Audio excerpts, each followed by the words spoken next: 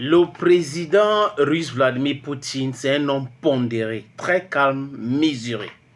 Et depuis le déclenchement de ce que les Russes appellent les opérations spéciales en Ukraine, on a dit ça ici. Beaucoup d'autres personnes l'ont dit. Je crois que c'est cette patience-là de Vladimir Poutine que Zelensky et les autres capitalisent là-dessus. Mais des gens qui sont généralement très calmes, qui prennent leur temps avant de prendre certaines décisions, sont des gens inarrêtables.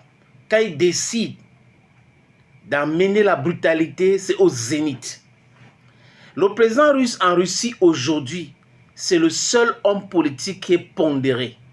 Au sein de l'armée russe, même les militaires qui sont sur le terrain, il y a eu des dépêches, ils veulent la brutalité.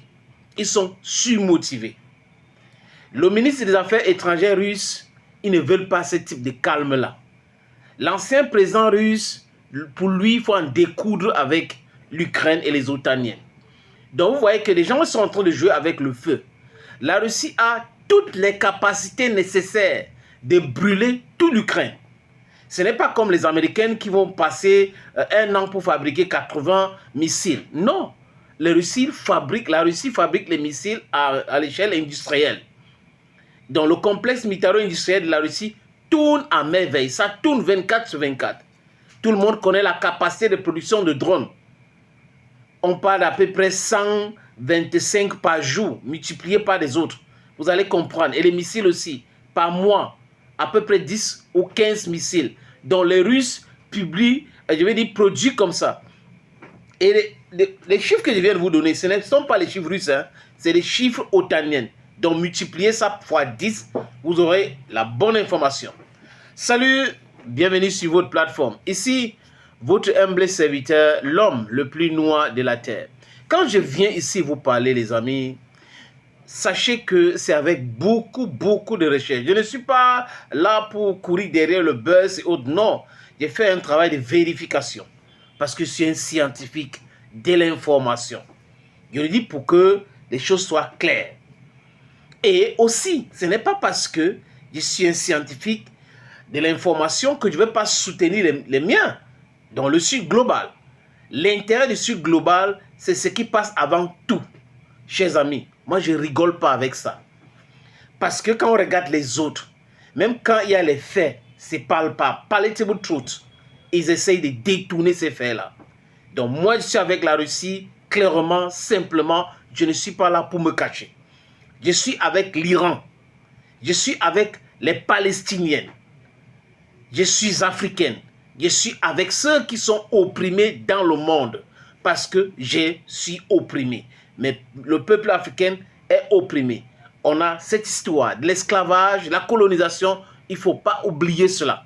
Un peuple qui oublie son histoire, c'est un peuple sans âme. Un peuple sans culture, c'est un peuple sans âme. Donc, nous, on a subi beaucoup de choses pour qu'on vienne aujourd'hui nous demander d'être équilibrés. Non, on doit défendre bec et ongle nos intérêts. Quand j'ai fini de dire ça, les amis, vous savez, je suis l'homme le plus noir de la terre, mon Azambé, Mwonywe. Merci encore pour les millions de personnes qui me suivent chaque jour ici. Ces derniers jours, j'ai vu 5 millions de personnes. Donc, merci encore, continuez comme ça. Mais imaginez que vous, les 5 millions de personnes qui me suivent là, hein, imaginez que vous vous abonnez. Ce serait une bonne chose, non? Essayez de vous abonner aussi de temps en temps, à conseiller aux autres de s'abonner. Le monsieur que j'ai mis ici là, depuis le début de ce podcast, il s'appelle Dmitri Medvedev. C'est l'ancien président russe. L'ancien président russe n'est pas du tout content. Il a dit ça devant Vladimir Poutine, que la seule façon de mettre un terme à la guerre, c'est de trouver une solution militaire. Il n'est pas là pour les négociations, il est dans le Conseil de sécurité de la Russie. Medvedev dit clairement à Vladimir Poutine que c'est une solution militaire qu'il faut amener dans cette guerre. Et avec les Otaniens, il ne faut pas rigoler. Parce que quoi? Les Britanniques envoient des drones kamikazes en Ukraine. Les Pays-Bas envoient les drones. Ils se réunissent même là-bas pour faire des stratégies sur comment attaquer la Russie. Donc, si Vladimir Poutine continue à rester muette, calme, pondéré, droit international, oui, je sais, Pour ceux qui ne savent pas, Vladimir Poutine est un juriste de formation. Donc, du coup, à chaque fois, il va ramener le droit et tout ça. Mais regardez les États-Unis. Quand Donald Trump veut attaquer l'Iran, il vient frapper, il s'en fout du droit international. Donc, à un moment donné, on ne doit pas s'accommoder du droit international. J'ai dit ça aussi pour les Maliens, pour les Famas. Il ne faut pas attendre que l'autorisation vienne de l'Algérie. Si des bandits viennent de l'Algérie, il faut les pulvériser même là-bas. C'est de ça qu'il est question aujourd'hui. Donc, Medvedev, ce monsieur, imaginez un seul instant que c'est lui le président. À l'époque, quand il était président, Vladimir Poutine était premier ministre. Vous vous rappelez de la guerre de Géorgie avec Saakashvili, qui avait été conseillé par George Bush, criminel, génocidaire, qui a tué 1 million de personnes en Irak. Vas-y, on va te soutenir. Et à l'époque, Vladimir Poutine étant premier ministre, il avait tout le pouvoir. Il a déclenché une guerre et il a frappé la Géorgie jusqu'à il était en train de vouloir récupérer Tbilissi, qui est la capitale géorgienne. Sa cause était allée là-bas, les autres vraiment essayaient de discuter pour arrêter ça parce qu'il était allé attaquer l'Ossétie du Sud, qui est une zone disputée. Donc, Medvedev, je pense qu'il a raison.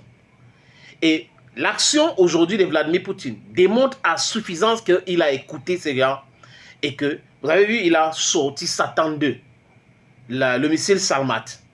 Et il demande aux ressortissants européens ou étrangers de quitter Kiev. Il demande aux ambassades de fermer les portes parce qu'il dit qu'il va détruire tous les centres administratifs, les centres de commandement. Il va tout détruire. Et il a déjà commencé. Les pleurs ont déjà commencé. Zelensky dit, oui, je veux lancer les opérations pendant 40 jours pour forcer la Russie à venir négocier avec nous. Non. Ce qui est concret sur le terrain, c'est que les Russes ne veulent pas négocier. Les Russes veulent la capitulation de l'Ukraine. Et l'Ukraine va capituler. La preuve, le Donbass, dans quelques jours, va tomber. Tout le Donbass entre les mains de Kramatorsk et tout va tomber entre les mains de la Russie. Et si ces gars-là n'accélèrent pas les négociations et accepter la non... comment dire, de la Russie avait parlé le traité de la neutralité permanente. Maintenant, on n'est pas là-dedans. On est dans la neutralité totale et chez Total.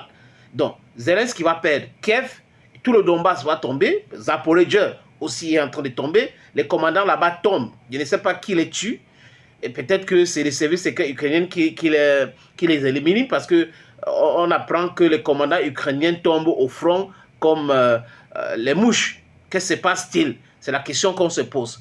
Monsieur Donald Trump dit que vraiment il veut négocier, il faut qu'on négocie quelque chose, cesser le feu. Poutine ne veut pas de cesser le feu. C'est la capitulation pure et simple. Parce que les Otaniens ont voulu balkaniser la Russie en 15 pays différents. Là, c'était leur secret. Ils ont voulu faire cela et ça n'a pas donné. Donc vous comprenez aujourd'hui les amis que les gens qui disaient la Russie n'a pas ceci, la Russie n'a pas cela. Pourquoi vous pleurez maintenant? Et si c'est Medvedev le président, les missiles Satan 2, ce qu'il avait lancé depuis très longtemps, pulvériser le centre de l'Ukraine, de Kiev et tout. C'est de ça qu'il est question, les amis. Donc, be very careful. Zelensky, we told you about this. You didn't listen to us. Your end time is near.